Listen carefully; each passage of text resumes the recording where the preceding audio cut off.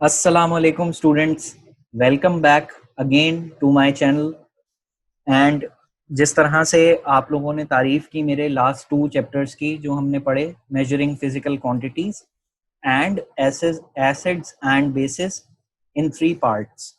तो I hope आप सबको समझ में आया होगा।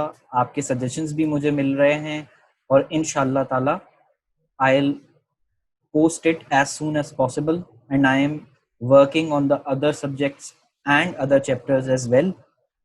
इंशाल्लाह आपको satisfying results मिलेंगे and for the previous 2 chapters that are measuring physical quantities and acids and bases, complete notes available हैं इसके and if anyone wants so आपको जो है स्क्रीन पे नज़र भी आ रहा होगा कि किस तरह से आप वो नोट्स हासिल कर सकते हैं। तो आज हम जो पढ़ने जा रहे हैं that is purification and analysis. Again it's a very important chapter for the basis of chemistry O levels. हम ये बड़ा चैप्टर होने की वजह से we will study it in 2 parts and today we will be studying part 1 जो कि purely basis बनता है एनालिसिस का, दैट इज सेपरेशन, जो कि आगे मैं आपको बता देता हूँ कि हमारे पास जो इसके चैप्टर ऑब्जेक्टिव्स हैं तो आपको समझ में आएगा कि सेपरेशन क्या चीज़ है और मैं क्यों इसके बारे में बात कर रहा हूँ। We will be studying from pure substance. Pure substance के साथ हम स्टार्ट करेंगे। We will study mixture. Pure substance और मिक्सचर का फ़र्क समझेंगे बिकॉज इस चैप्टर की बेसिस जो है वो इन दोनों टॉपिक्स पे डिपेंड करती है बहुत ज़्यादा। Moving on, we will be separating solids from liquids. Liquid solution के अंदर हमारे पास अगर सॉलिड्स हैं उनको किस तरीके से सेपरेट करते हैं, through filtration, through evaporation to dryness and finally to crystallisation. ये तीनों इसके मेथड्स हैं। तीनों को हम in detail in depth study करेंगे, इलस्ट्रेशन देखेंगे इनकी। we'll be moving on towards separating 2 or more solids. Solids की हमारे पास अगर कोई मिक्सचर हो तो हम उसको किस तरीके से किन मेथड्स के थ्रू करते हैं। we'll be studying using a suitable solvent, sublimation and finally using a magnet.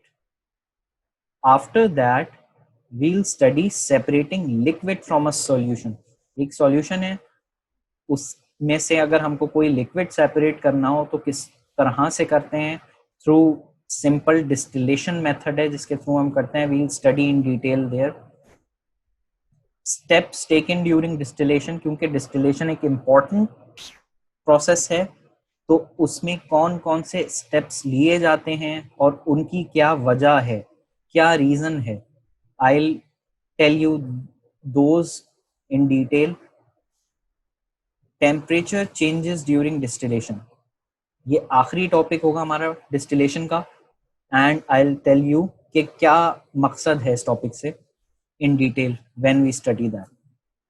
After that we will be separating liquids. Firstly we will understand what are miscible and immiscible liquids, because उस separate करने से पहले ये समझाना ज़रूरी है, इसी की बेस में मेथड्स बने। We will be starting separating funnel. Separating funnel के थ्रू लिक्विड्स को किस तरह से सेपरेट करते हैं।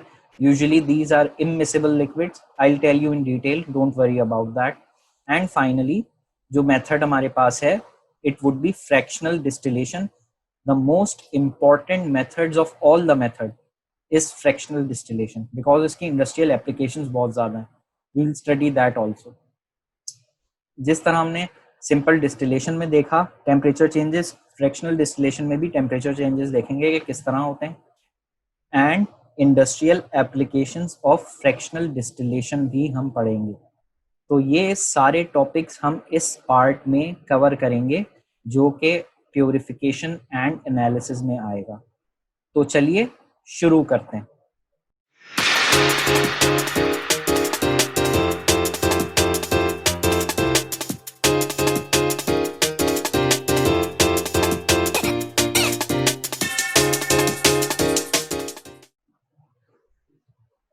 सेपरेटिंग सॉलिड्स फ्रॉम लिक्विड्स, ये सबसे पहला टॉपिक है हमारे पास। लेकिन उससे पहले मैं आपको ये बताता चलूं कि प्योर सब्सटेंस क्या होता है और मिक्सचर क्या होता है। प्योर सब्सटेंस जो हमारे पास होता है, that is a substance which contains no impurities, उसके अंदर कोई भी इम्प्योरिटी नहीं होती, तो प्योर सब्सटेंस कहलाया जाता है। लेकिन अगर हमारे पास उस सब्सटेंस के अंदर कोई इम्प्योरिटी हो, that is called a mixture, या कोई भी और एलिमेंट ऐड हुआ हो, that is called a mixture. अब if we have to separate solids from liquids, so we'll start from that many solution contains solids, बहुत सारी ऐसी solutions है हमारे पास जिनके अंदर solids होते हैं, and based on the solubility of solids in liquid solutions there are three methods। जो three methods बने हैं separating solids from liquids के, they are based on the solubility of solids। तीन methods जैसा कि आपने चैप्टर ऑब्जेक्टिव्स में भी पढ़े, they are filtration, evaporation to dryness, and finally crystallization। filtration हमारे पास है, जो फर्स्ट टॉपिक हम पढ़ेंगे, separating solids from liquid। they are used for solids that are insoluble in liquids। किसी भी solids जो insoluble होते हैं, it is a pretty easy method। For example water में हमारे पास सैंड है या सिल्ट है या क्ले है, they are insoluble in water। तो इस तरह के सॉलिड्स को अगर हमको सेपरेट करना है, we can use filtration. Firstly, the solution which is needed to be filtered is poured into a flask containing a filter paper. एक फ्लास्क में हमको पोर करनी होती है सॉल्यूशन, और उसके ऊपर फिल्टर पेपर होता है हमारे पास। फिल्टर पेपर क्या होता है? Filter paper is like a semi permeable membrane. Semi permeable membrane क्या होती है? सेमी परमिएबल मेम्ब्रेन ये होती है कि उस मेम्ब्रेन के थ्रू कुछ पार्टिकल्स चले जाते हैं और कुछ पार्टिकल्स उस मेम्ब्रेन पे ही रह जाते हैं। वो उसके अंदर छोटे छोटे बहुत माइन्यूट लेवल पे पोर्स होते हैं, होल्स होते हैं, जिसमें से स्मॉलर पार्टिकल्स तो चले जाएंगे। स्मॉलर पार्टिकल्स किसके होंगे? लिक्विड के। For example, if we want to separate sand and mixture of sand and water, तो जो स्मॉलर पार्टिकल्स होंगे they will be of liquid, वो फ्लास्क के अंदर चले जाएंगे फिल्टर पेपर से होते हुए। लेकिन जो लार्जर पार्टिकल्स हैं जो कि सॉलिड्स के होते हैं, सैंड के, सिल्ट के, क्ले के हो गए, दे will B trapped on the filter paper. Upon filtration, जो फिल्टर पेपर के ऊपर रह जाता है, जो भी सॉलिड रह जाएगा, केमिस्ट्री की टर्म्स में उसको हम बोलते हैं रेजिड्यू। एंड जो लिक्विड पास हो जाएगा, फॉर एग्जांपल वाटर पास हो गया फिल्टर पेपर से, that is called a filtrate. हम अगर एक एग्जांपल ये भी देखें कि चॉक ऑफ वाटर का हमारे पास लिक्विड है और हमने एक फ्लास्क में डालना है उसको, तो उस फ्लास्क में हमने फिल्टर यूज किया हुआ है, फिल्टर पेपर है उसमें। फिल्टर फनल के थ्रू भी यूज कर सकते हैं, फिल्टर पेपर के थ्रू भी यूज कर सकते हैं। डायग्राम में दोनों चीजें आपको नजर आ रही हैं। हमने वाटर उसमें पोर किया और जो बड़े बड़े पार्टिकल्स थे चॉक के, जो कि रेजिड्यू है, वो ऊपर रह गया, और जो फिल्ट्रेट है हमारा water, that is settled down in the flask. Simple enough method. This is the first one, which is filtration. Moving on, the second method from separating solids from liquids is evaporation to dryness. Soluble solids जो liquids के अंदर होते हैं, उनको obtain करने के लिए we use evaporation to dryness. Solution जो भी होती है हमारे पास, जिसके अंदर solid dissolve हुआ है, heat की जाती है उसमें until the liquid is boiled off. वो लिक्विड बॉइल ऑफ हो जाता है तो हमारे पास फाइनली क्या रह जाएगा? सॉलिड रह जाएगा। एग्जाम्पल अगर मैं देता चलूं आपको, तो सी वाटर की है, बहुत आसान है। सी वाटर की क्यों है? सी वाटर सॉल्टी होता है। आप लोग समंदर पे जाते हैं, आपने कभी देखा होगा, तो आपने टेस्ट भी किया होगा अगर कभी, जो कि पीने के काबिल वैसे नहीं होता पानी वो। It is salty in nature, but salt हमको नजर नहीं आते उसके। These salts are soluble in that water. तो अगर हम उसको नेचुरल प्रोसेस में सनलाइट पे छोड़ देंगे, तो जो वाटर है, sea water, that would be dried off, evaporate off, और जो रह जाएगा हमारे पास लैंड में वो सॉल्ट्स रह जाएंगे. This is a natural process and this is also evaporation to dryness. The solids obtained in this method are not pure. क्यों प्योर नहीं है? क्योंकि they may contain some impurities. हमने कुछ पर्सनली इसके अंदर वर्क डन नहीं किया है. नेचुरल प्रोसेस के थ्रू या हीट के थ्रू जो वाटर है या जो लिक्विड है दैट इज इवेपोरेटिंग, और जो हमारे पास सॉलिड रह गया है it may contain some purity. तो इस पॉइंट को देखते हुए we can say this that evaporation to dryness is not that effective method but it is convenient. It can also be performed in lab. मैंने आपको सी वाटर की example दी sunlight पे नेचुरल प्रोसेस पे छोड़ने के लिए, लेकिन लैब में भी किया जा सकता है. इस तरह से आपको डायग्राम नजर आ रही है आपकी स्क्रीन पे. एक ट्राइपॉड स्टैंड है, वायर गेज पे हमने एक सॉल्ट सॉल्यूशन रखी है और नीचे से हम उसको हीट कर रहे हैं. जिस तरह से ऊपर से सनलाइट हीट कर रही होती है सी वाटर को, इस तरह से अगर हमको लैब में करना है तो हमको एक्सटर्नल वर्क डन कराना पड़ेगा which will be done with the burner. तो आहिस्ता आहिस्ता इवेपोरेटिंग डिश के अंदर जो सॉल्ट सॉल्यूशन है हमारे पास, वाटर उसका आहिस्ता आहिस्ता इवेपोरेट होगा एंड फाइनली जो चीज रह जाएगी इवेपोरेटिंग डिश के अंदर that would be the salt. So this was the second method. Moving on to the third method which is crystallisation.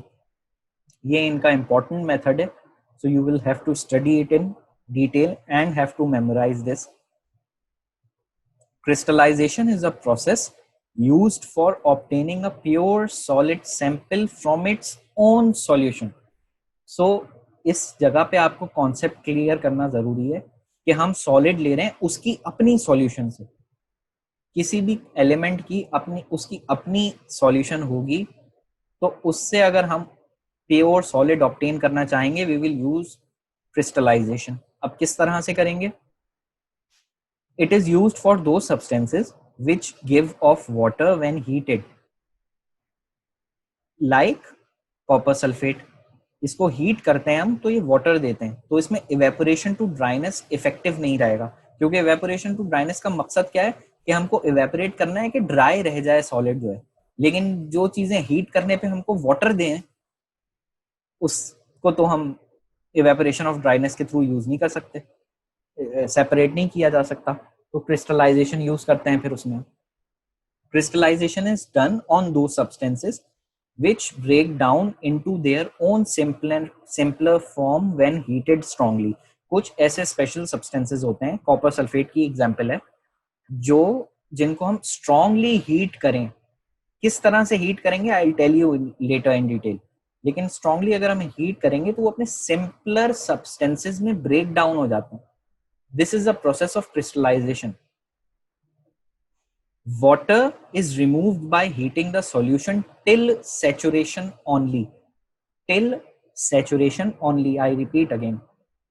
किस तरह से हम हीटिंग करें, जैसे मैंने आपको बताया था, मैं आपको बताऊंगा हीटिंग किस तरह से की जाती है. तो वाटर को हमको रिमूव करना होता है, तो सॉल्यूशन को हम हीट करते हैं जब तक वो सैचुरेटेड सॉल्यूशन ना बन जाए. सैचुरेटेड सॉल्यूशन का क्या मतलब होता है? सैचुरेटेड सॉल्यूशन वो होती है जिसमें आपके पास डिसॉल्व हो जाए जो हमारे पास सॉलिड है. व्हेन द सॉल्यूशन, जब वो डिसॉल्व हो गई चीज वाटर के अंदर सैचुरेटेड पे, हमने उसकी हीटिंग रिमूव कर दी. When the solution is cooled at room temperature the dissolved solid form pure crystal. For example हमारे पास कॉपर सल्फेट थे, हमको ऑब्टेन करने हैं उसके क्रिस्टल्स. तो हम क्या करेंगे? हम इस तरह करेंगे कि सबसे पहले सॉल्यूबल जो सॉलिड है सॉल्यूशन का, जैसे आपको लेफ्ट साइड पे स्क्रीन में नजर आ रहा है, हमने उस सॉल्यूशन को हीट किया.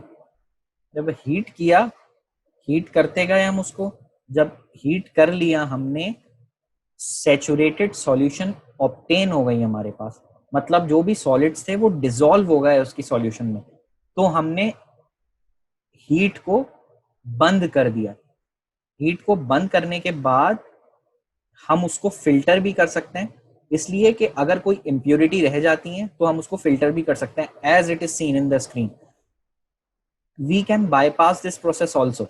फिल्टर हम नहीं करना चाहें, फिल्टर नहीं भी कर सकते, लेकिन अगर फिल्टर कर लेंगे तो ज्यादा इफेक्टिव हो जाएगी चीज, इसलिए क्योंकि हमारे पास जो इम्प्योरिटीज और कुछ रह गई हैं बैक एंड पे, that would be remove with the help of filter paper. और उसके बाद हम इसको सॉल्यूशन को एक बाउल में या एक प्लेट में निकाल लेंगे and we will leave it to be cooled at room temperature. और आहिस्ता आहिस्ता जब ये कूल होगी तो जो हमारे पास अल्टीमेटली फॉर्म होंगे, they will be the crystals of the solution. तो कॉपर सल्फेट के क्रिस्टल्स होते हैं, इस तरह से हमारे पास ऑब्टेन हो जाएंगे। This was the third method which is crystallisation. Moving on, we'll be separating two solids. There are certain mixtures which contain two or more solids. बहुत सारे ऐसे mixtures होते हैं. Their separation methods are different. क्यों? क्योंकि इससे पहले हम देख रहे थे solids को remove करना in liquid. Liquid solution के अंदर solid होते थे. Either they are soluble or they are insoluble. अब यहाँ पे हमको separate करना है solids को. So इनके मेथड इसलिए डिफरेंट हैं because we are dealing with both solids, there is no liquid now. 3 methods हैं इसके। Firstly is using a suitable solvent, sublimation and finally using a magnet. Simple से methods हैं, we'll be studying them one by one, starting with using a suitable solvent. Let us take an example of a sugar solution. Sugar solution क्या है, मुझे आपको ये concept इसलिए बताना है क्योंकि मैं पहले आपको ये समझा सकूं कि what is a solvent. Sugar solution के अंदर हमारे पास होता है mixture of water and sugar, simple enough.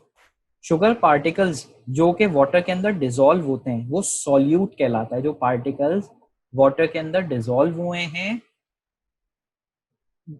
They are called solute. और जिसके अंदर डिसॉल्व हुए, किसके अंदर डिसॉल्व हुए, वाटर के अंदर डिसॉल्व हुए, तो water will be called the solvent. So ये कॉन्सेप्ट है सॉल्यूट एंड सॉल्वेंट का। ये जो चीज डिसॉल्व हो रही है दैट इज कॉल्ड सॉल्यूट, और जिस में डिसॉल्व हो रही है that is called a solvent. Moving on, using a suitable solvent is a method in which we use a solvent in which one of the two solids is soluble. हम उस suitable solvent का मतलब ही ये है कि हम ऐसा solvent ले रहे हैं जिनमें से जो दो solids का हमारे पास मिक्सचर है, कोई एक solid उसके अंदर soluble हो, which means कि एक soluble होगा और एक soluble नहीं होगा। कोई एक soluble होगा तो उसके अंदर soluble dissolve हो जाएगा, और जो फाइनली लिक्विड सॉलिड हमारे पास पीछे रह जाएगा that would be separated solid. तो ये कॉन्सेप्ट है यूजिंग अ सुटेबल सॉल्वेंट का। मोस्ट कॉमन सॉल्वेंट्स जो हमारे पास होते हैं केमिस्ट्री में, they are water and ethanol. एक फ्लो चार्ट आपको नजर आ रहा है, सिंपल सा है, मैं आपको समझाता हूँ, आपको समझ में आ जाएगा यूजिंग अ सुटेबल सॉल्वेंट किस तरह से काम करता है। फॉर एग्जाम्पल हमारे पास सॉल्ट प्लस सैंड का मिक्सचर है, ठीक है। अब हमको पता है कि वाटर के अंदर सॉल्ट डिसॉल्व हो जाता है बट सैंड नहीं होती, तो हमने इसको सुटेबल सॉल्वेंट, हमारे पास सुटेबल सॉल्वेंट क्या हुआ, water, because one of the two solids here is soluble in water which is salt। तो अब हम इसको डिसॉल्व करेंगे तो हमारे पास सैंड रह जाएगी और एक्वस सॉल्यूशन बन जाएगी जो कि वाटर की होगी। फिर हम क्या करेंगे, अब हमारे पास क्या हो गई है, हमारे पास आ गई है फर्स्ट कंडीशन जो हमने पढ़ी थी कि अब हमको सेपरेट करना है लिक्विड के अंदर से solid which is a sand, और लिक्विड हमारे पास क्या है, एक्वस सॉल्यूशन ऑफ सॉल्ट। तो हम इसको फिल्टर यूज कर लेंगे, फिल्ट्रेशन मेथड आसान है। फिल्टर करेंगे तो हमारे पास जो फिल्ट्रेट फाइनली होगा that would B aqueous solution of salt, और जो रेजिड्यू हमारे पास फिल्टर पेपर पे बच जाएगा दैट वुड बी सैंड, और may be it contains traces of salt. अब अगर हम इवेपोरेशन टू ड्राइनेस करें एक्वस सॉल्यूशन ऑफ सॉल्ट के साथ, तो हमारे पास क्या होगा, जो वाटर है सारा का सारा इवेपोरेट हो जाएगा, तो finally we will get salt as a product. और अगर हमारे पास सेकंड में जो रेजिड्यू हमारे पास बच गया सैंड और उसमें ट्रेसेस हैं और हमको प्योर सैंड चाहिए, क्या करेंगे, इसको वॉश कर लेंगे सैंड को डिस्टिल्ड वाटर के साथ। क्यों, क्योंकि डिस्टिल्ड वाटर के साथ जब हम वॉश करेंगे सैंड को तो जो ट्रेसेस ऑफ सॉल्ट हैं वो सारे रिमूव हो जाएंगे, they are soluble in water. तो हमारे पास क्या चीज बच जाएगी, सैंड। तो इस तरह से हमने mixture of salt and sand को with different separation methods separate किया है। Moving on towards the second method which is sublimation. Sublimation में it's a type of phase transition. पहले इससे पहले आपको मुझे समझाना है जरूरी, सब्लिमेशन क्या होती है। एक सब्सटेंस है वो अपनी स्टेट सॉलिड से डायरेक्टली गैस में चेंज करता हो without passing through the liquid phase. This process is called sublimation.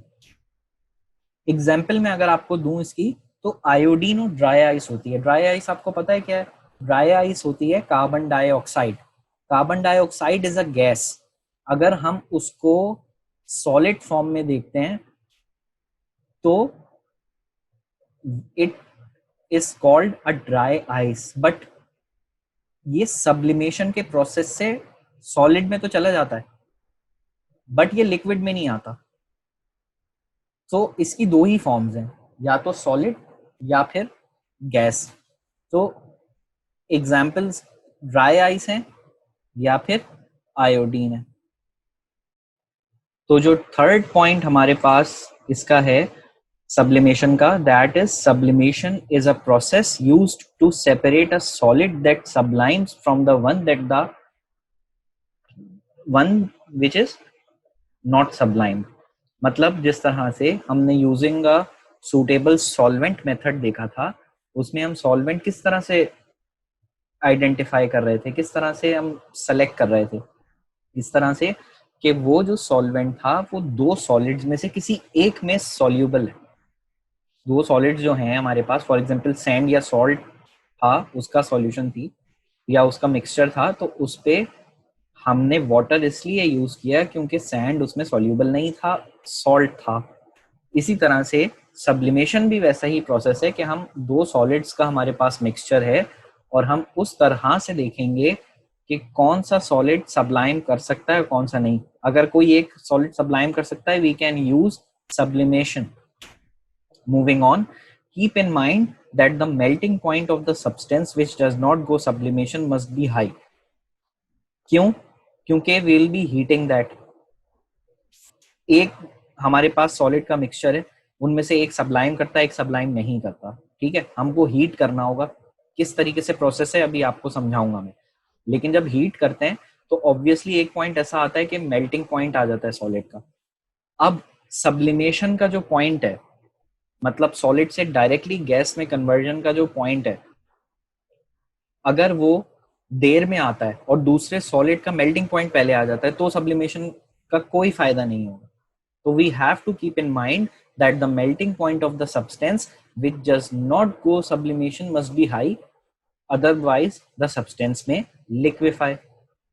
जिस तरह से हम ये अब स्क्रीन पे आपको नजर आ रही होगी कि हमारे पास mixture of iodine and sand है। फर्स्टली हम ये आइडेंटिफाई कर रहे हैं, आयोडीन की एग्जांपल है हमारे पास। Iodine is such a iodine is such a substance जो सब्लिमेशन जिसमें अंडरगो होती है और सैंड में नहीं होती।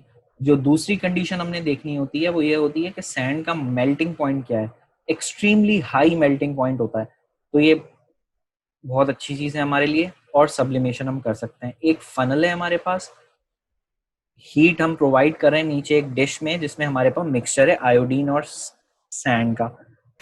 तो जैसे ही हम हीट प्रोवाइड करते हैं तो आयोडीन लिक्विफाई नहीं होता, सब्लिमेशन होती है इसके अंदर। डायरेक्टली आयोडीन के वेपर्स बनते हैं। वेपर्स बनते हैं तो directly the vapours stick to the funnel. वहां पे हमारे पास वेट क्लॉथ अवेलेबल होता है जिससे कूल होता है हमारे पास। आयोडीन कूल होता है तो डायरेक्टली वहां पे स्टिक हो जाता है आयोडीन सॉलिड फॉर्म में। तो जो सैंड होती है वो डिश के अंदर ही रहती है। तो हमारे पास सब्लिमेशन के थ्रू सेपरेशन हो जाती है आयोडीन एंड सैंड की। Moving on to our third process which is the most simple process or method for separating two solids, which is using a magnet. कुछ मेटल्स ऐसे होते हैं जिनमें मैग्नेटिक प्रॉपर्टीज होती है. कौन से? They include cobalt, iron and निकल. Their magnetic properties can be used in separation. For example, if iron, nickel या cobalt sand के साथ उनका mixture है, तो we can use a magnet. तो sand के अंदर we know कोई भी magnetic property नहीं होती. अगर sand और iron का mixture है and we use a magnet, तो जो magnet पे stick होगी वो सिर्फ और सिर्फ iron के particles होंगे and जो dish है उसके अंदर सिर्फ और सिर्फ sand रह जाएगी. So we can use a magnet for separating two solids, but keep in mind that the metals must have magnetic properties. Moving further, we are separating liquid from a solution. Sometimes we need to separate liquids from a solution. कुछ liquids होते हैं solution के अंदर, हमको उनको liquids such as solvents, we have to separate them from a solution. तो उसके लिए हमारे पास सिंपल डिस्टिलेशन मेथड यूज होता है. It is an important base for the other method which I will teach you, which is fractional distillation. Two types of distillation होती है हमारे पास, एक सिंपल डिस्टिलेशन, एक fractional distillation, which I will teach you later. तो simple distillation में हमारे पास किस तरह से वर्किंग होती है, let's see that. It is used to separate a pure solvent from a solution. किस तरह से? It is a process of boiling the liquid. Liquid जो सॉल्यूशन है हमारे पास उसको बॉईल करते हैं और उसके वेपर्स को कंडेंस कर देते हैं. जो वेपर्स कंडेंस होते हैं और we collect it in a flask which we call in chemistry terms a receiver. तो जब वो रिसीवर के अंदर कंडेंस होके वेपर्स आते हैं तो it forms a pure liquid. किस तरह से? एक आपके पास एपरेटस नजर आ रहा है. सबसे पहले मैं आपको एपरेटस बताता चलूं. It is a very important apparatus. हमारे पास एक डिस्टिलेशन फ्लास्क है. लेफ्ट हैंड साइड से हम चल रहे हैं, नीचे बर्नर वाया गेज है जिससे हम हीट करेंगे. We have a salt solution. तो इसमें से अगर हमको वाटर को फिल्टर आउट करना है तो किस तरह से करेंगे? We are using simple distillation process. So distillation flask है, फ्लास्क के अंदर सॉल्ट सॉल्यूशन है और सॉल्ट सॉल्यूशन के साथ साथ बॉइलिंग चिप्स भी ऐड किए गए हैं इसमें. Boiling chips help in smooth boiling. Smooth boiling से मुराद ये कि एब्रप्ट बॉइलिंग अगर होती है आपके पास तो आपकी डिस्टिलेशन में एफिशिएंसी नहीं आती. तो स्मूथ बॉइलिंग के लिए वी यूज बॉइलिंग चिप्स. सिर्फ इनका ये है काम. डिस्टिलेशन फ्लास्क ऊपर से सील हुआ हुआ होता है. दो इसके एंड्स होते हैं. फर्स्ट जो ऊपर टॉप एंड है उसमें थर्मामीटर ऐड हुआ हुआ होता है. राइट हैंड साइड पे एक इसकी और तरह से सीलिंग हुई भी होती है जो कि डायरेक्टली कंडेंसर से अटैच होता है. कंडेंसर के दो इनवर्ड्स और आउटवर्ड्स हिस्से होते हैं. एक में वाटर इन और आउट होता है और अंदर कंडेंसर के कंडेंसिंग ट्यूब भी होती है जिसमें से डायरेक्टली लिक्विड कंडेंस होके जाता है फाइनली रिसीवर के अंदर, जो कि receiver can be a flask और can be a beaker. So in the distillation flask the solution boils. हमने सॉल्यूशन को हीट किया with the help of a burner आहिस्ता आहिस्ता. तो water will start to vaporise. Let me tell you a thing here that water's boiling point is 100 degree. यहाँ पे solution है हमारे पास सॉल्ट एंड वाटर की. सो हम आहिस्ता आहिस्ता हीट करेंगे और थर्मामीटर पे जैसे ही 100 डिग्री शो होगा तो वाटर हमारे पास बॉयल होना शुरू हो जाएगा. वेपर्स आएंगे और राइज होगा. वो राइज होते होते वो एक ही ओपनिंग है, it will go towards the condenser. So point number 2, you have to see in the condenser water vapor are cooled. इस तरह से कंडेंसर के अंदर दो पार्ट्स हैं. अंदर एक ट्यूब है जिसके अंदर से ये वेपर्स जा रहे होंगे और आउटसाइड पे वाटर जाता है कूल, जो उसका टेम्परेचर कम होता है. तो वाटर जो है वो जो मूव कॉन्स्टेंटली सर्कुलेट कर रहा होता है अराउंड द कंडेंसिंग ट्यूब, जिसकी वजह से जो वेपर्स हैं दे कंडेंस. जो कंडेंस करते हैं तो इनकी फॉर्म चेंज हो जाती है वापस से वेपर से, they come back towards liquid. So at the end of the condensing tube, we put a receiver, which is a beaker in this case. So the pure water distillate, जिसको नाम दिया जाता है, जिस तरह से फिल्टर पेपर में filtrate था, इसी तरह से डिस्टिलेशन में डिस्टिलेट जो है प्योर वाटर हमारे पास रिसीवर बीकर के अंदर आ जाता है, और जो सॉल्ट है वो हमारे पास डिस्टिलेशन फ्लास्क के अंदर ही रहता है। तो ये मेथड था हमारे पास सिंपल डिस्टिलेशन का। स्टेप्स टेकन ड्यूरिंग डिस्टिलेशन, एक टेबल आपको नजर आ रहा होगा। स्टेप्स हैं क्या, प्रोसीजर जो आपको इंपॉर्टेंट नोट करने की जरूरत है और उसकी क्या वजह है, I will tell you that. Firstly thermometer, जो द बल्ब ऑफ थर्मोमीटर जो है, जो टिप है थर्मोमीटर की, should be placed beside the side arm of the distillation flask। पहली चीज तो ये कि सॉल्यूशन के अंदर डिप नहीं होना चाहिए थर्मोमीटर। क्यों? क्योंकि टेम्परेचर जो है वो प्रॉपर नहीं दिखाएगा, हमें सॉल्यूशन का टेम्परेचर नहीं चाहिए, हमें वेपर जो राइज होंगे उनका टेम्परेचर चाहिए। Secondly, exactly beside the arm, side arm जो है हमारे पास डिस्टिलेशन फ्लास्क का, वहां पे इसकी एंड हो, क्योंकि वहां पे इंश्योर करता है थर्मामीटर को कि only it will measure the boiling point of the substance, कोई और चीज का टेम्परेचर मेजर ना करे, एफिशिएंसी इंप्रूव होती है इससे। सेकेंडली, कंडेंसर में जो स्लोप है it should be slope downwards, इसलिए क्योंकि नेचुरल फ्लो वाटर का डाउनवर्ड्स है, फ्लो हम डाउनवर्ड करेंगे तो it will ensure the pure solvent runs down the receiver. Second, cold running water is allowed to enter from the bottom and exit from the top। आपको नजर आ रहा होगा arrows के थ्रू भी कि वाटर नीचे से आ रहा है, जो कोल्ड वाटर है कंडेंसेशन के लिए जिसकी हेल्प की जरूरत है। आउटवर्ड जो है वो it comes out from the top. क्यों? अगर हम वाटर को टॉप से इन कराएंगे तो जो वाटर जैकेट है it will not be completely filled, और बगैर फिल हुए वाटर नीचे चला जाएगा। तो in order to have a constant rate of cooling and uninterrupted water flow, water को नीचे से हम इन कराते हैं वाटर जैकेट के, ताकि कंप्लीट वाटर जैकेट में पानी रहे और कंप्लीट कूलिंग जो है वो स्मूथ और कांस्टेंट कूलिंग हो। Finally we have a receiver.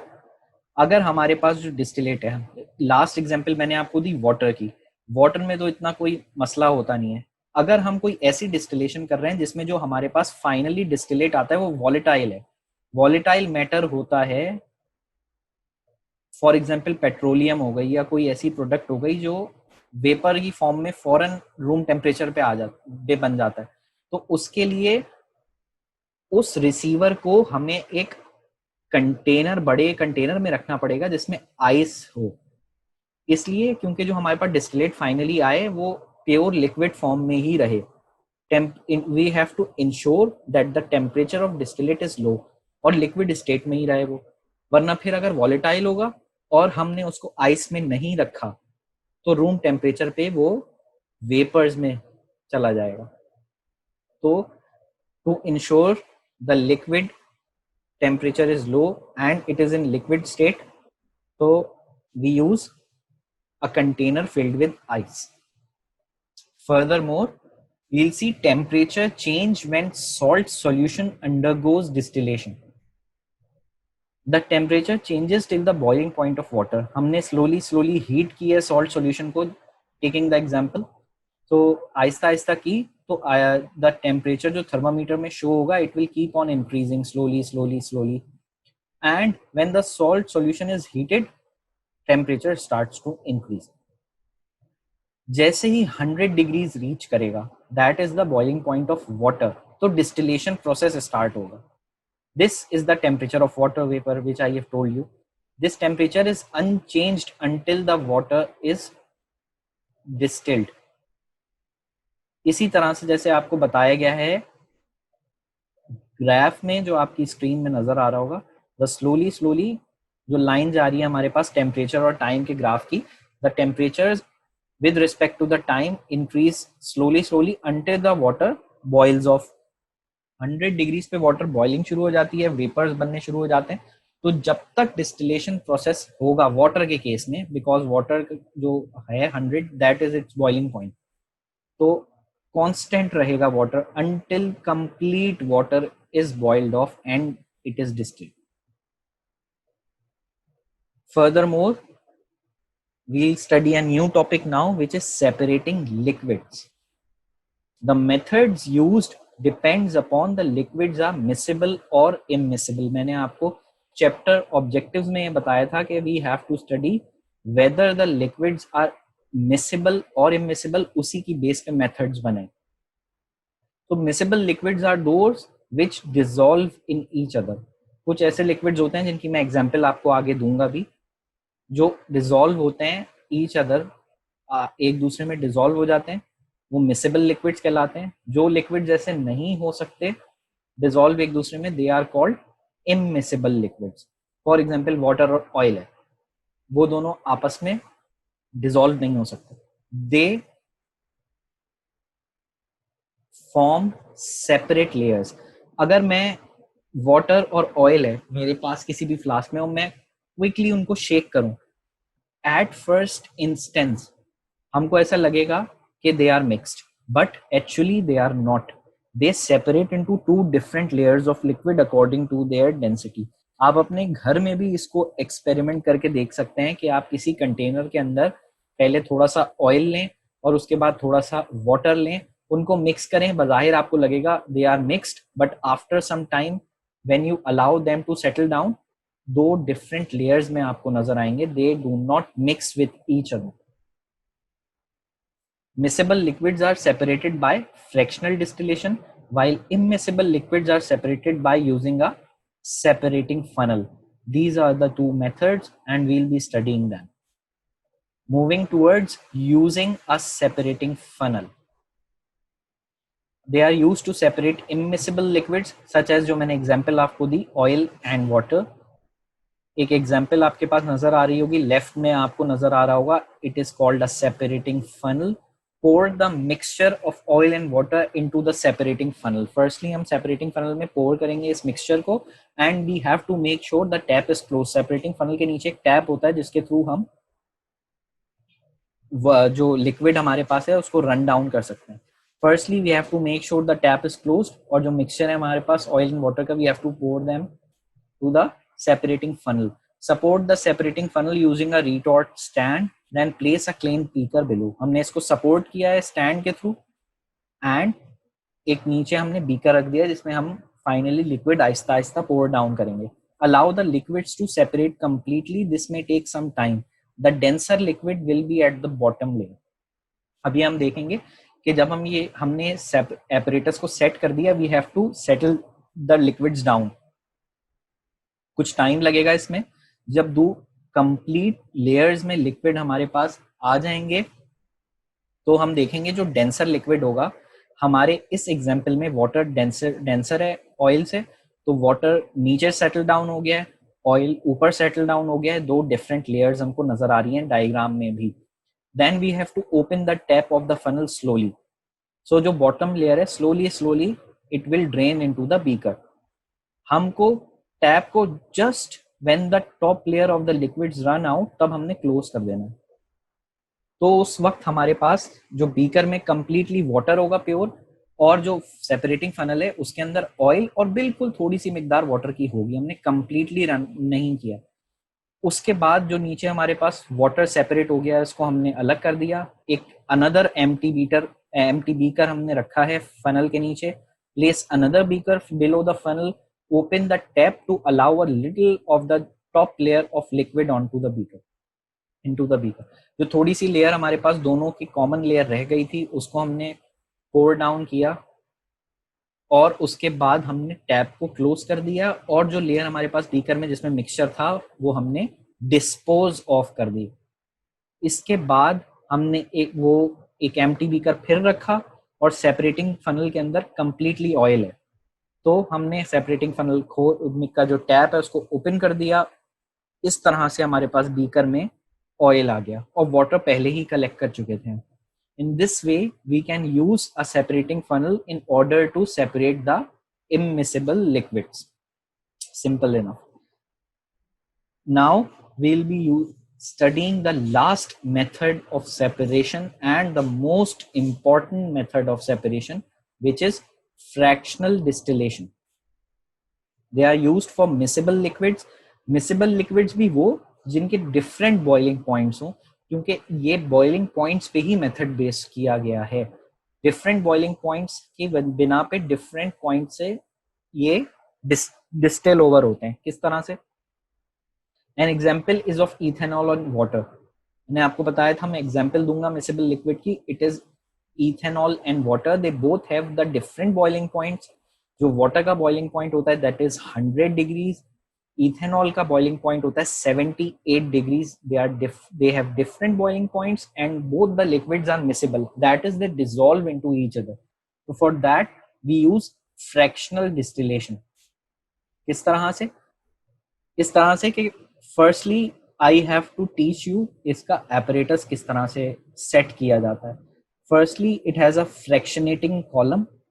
उसके बॉटम पे bottom flask, round bottom flask to be precise होता है, और साथ साथ कंडेंसर भी होता है. सिंपल डिस्टिलेशन में जिस तरह से कंडेंसर था वैसे ही कंडेंसर होता है इसमें. फ्रैक्शनल कॉलम जो कि एक डिफरेंट चीज है as compare to simple distillation. इसके अंदर ग्लास बीड्स प्रेजेंट होती हैं. क्यों होती हैं? ग्लास बीड्स जो हैं वो लार्ज सरफेस एरिया प्रोवाइड करती हैं. डायरेक्टली वेपर्स ऊपर नहीं जाते, they go through the glass beads, तो उनको लार्जर सरफेस एरिया मिल जाता है. तो ग्लास बीड्स का जो फंक्शन है, they in order to provide large surface area, तो वहां पे कंडेंस हो जाए वेपर जिसका हायर बॉइलिंग पॉइंट है. I will teach you that. Liquid with the lowest boiling point will distil over first. अगर वाटर और इथेनॉल की मैं एग्जांपल दूं तो इथेनॉल का क्योंकि बॉइलिंग पॉइंट लेस है वाटर से, it has 78 degrees boiling point, तो पहले वो डिस्टिल ओवर होगा. while the liquid having the highest boiling point, that is water in this example, will condense along the fractionating column and fall back to the round bottom flask. जो हमारे पास lower boiling point वाला mixture है that will distill over, and while the highest boiling point वाले जिसके vapours हैं they will condense with the help of the glass beads having providing larger surface area and they will fall back. तो इस तरह से हमारे पास जो receiver है उसके एंड पे इथेनॉल आ जाएगा, while in the round bottom flask we will have water. In this way we will separate these two miscible liquids. Moving on, you'll have a diagram in which I will tell you each and everything how fractional distillation works. पहले तो आपको इसका apparatus बताता चलूं. जिस तरह मैंने आपको बताया था, एक लंबा फ्रैक्शनेटिंग कॉलम है, इसके अंदर ग्लास बीड्स हैं providing larger surface area. At the bottom there is round bottom flask. हमने वायर गेज और बर्नर और ट्राइपॉड स्टैंड के थ्रू इसको हीट प्रोवाइड करनी है.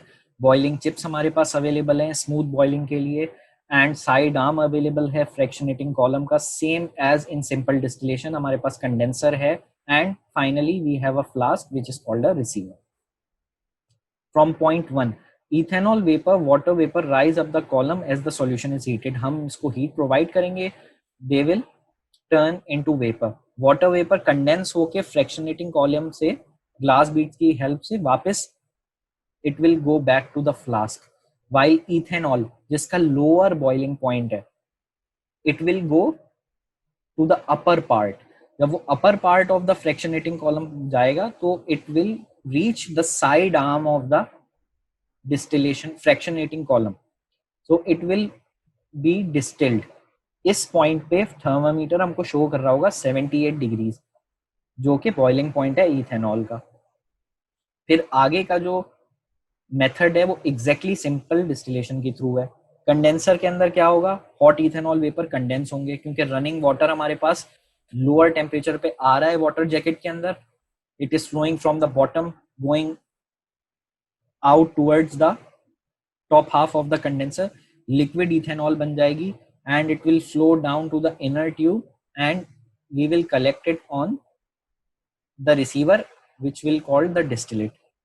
जब ये कंप्लीट हो जाएगा, when the ethanol has distilled over point number 7, the temperature will again start to rise. क्यों? क्योंकि हमें हीट तो कॉन्स्टेंटली प्रोवाइड कर रहे हैं, और इसके अंदर अब है वाटर राउंड बॉटम फ्लास्क के अंदर।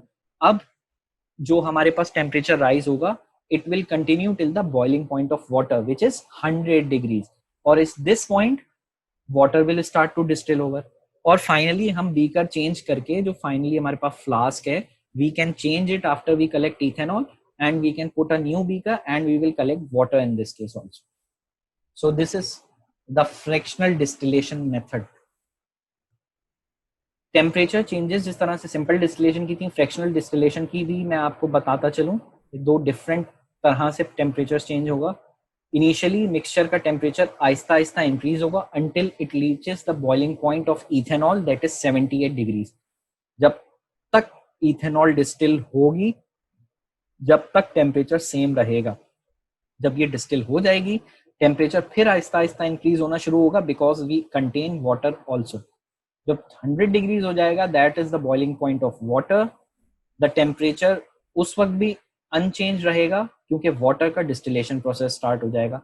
As you can see in the diagram also कि firstly the temperature with respect to time starts to increase until 78 degrees and it remains constant because the distillation process of ethanol has started. Until it is complete, the temperature will remain constant. After that, the temperature will again start to increase till the boiling point of water, which is 100 degrees. And again, it will remain unchanged till the water distillation process is complete. Moving on, we'll study industrial applications of fractional distillation. आगे जो मैं आपको chapters कराऊंगा, we'll study these in detail because fractional distillation is that process जो कि industry के अंदर बहुत ज़्यादा यूज होता है, especially in oil refineries. But firstly, we will study that the first use is to obtain nitrogen, argon, and oxygen from air. We know air is a mixture. Air is not completely oxygen. The amount of oxygen in air is more as compared to other gases, but it also contains traces of nitrogen also and argon also, which is a noble gas. When I teach you periodic table, I will tell you about what is a noble gas. So हम इसको fractional distillation के through separate कर सकते हैं because all of them have different boiling points. सबसे पहले हम air को करेंगे, इसको कंप्रेस करेंगे, इतना कंप्रेस करेंगे कि लिक्विफाई हो जाएगा। जब लिक्विड एयर हमारे पास आ जाएगी, ऑब्टेन हो जाएगी, तो we use fractional distillation and we'll obtain nitrogen, argon and oxygen, and we can see their boiling points are different, that is 183, 186 and 196 of oxygen, argon and nitrogen respectively. Moving towards the most important industrial application of fractional distillation, that would be separating crude oil into different fractions. जो crude oil हमारे पास oil Wales के जरिए जमीन के अंदर से obtain होता है हमारे पास, it contains different types of oils which we obtain from fractional distillation. For example, गाड़ियों के लिए जो ऑयल होता है that is gasoline, जो एरोप्लेन्स में फ्यूल यूज होता है that is jet fuel, जो हमारे पास इंजन में ऑयल यूज होता है that is a more viscous, मतलब गाढ़ा, more viscous oil, that is lube oil. So these are types of fractions which we separate from crude oil. ये भी मैं आपको आगे के चैप्टर्स में डिटेल में समझाऊंगा. And finally we obtain ethanol produced by the fermentation of glucose solution in the presence of yeast. अगर हमको इथेनॉल को obtain करना हो which is produced by fermentation of glucose, we use fractional distillation. तो ये तीनों methods we'll discuss one by one in the later chapters as well. So यहाँ तक का हमारा टॉपिक था. आई होप आप लोगों को ये वीडियो समझ में आई होगी and thank you very much आपके सजेशंस, आपके कमेंट्स, आपकी तारीफ़ों के लिए. अगर आपको कोई भी चीज़ समझ में ना आए तो आप ज़रूर कमेंट करें, मेरी वीडियो को लाइक करें, चैनल को सब्सक्राइब करें, शेयर करें. साथ साथ अगर आपको इस चैप्टर के और प्रीवियस 2 चैप्टर्स जो मैंने आपको सिखाए हैं उनके नोट्स आपको चाहिए हो, आपको स्क्रीन पे नज़र आ रहा होगा उसका तरीका, you can inbox us at our Facebook page also. You can like our Facebook page, as well as you can email us also. So I hope that you would like this video. Thank you very much, and Jazakallah.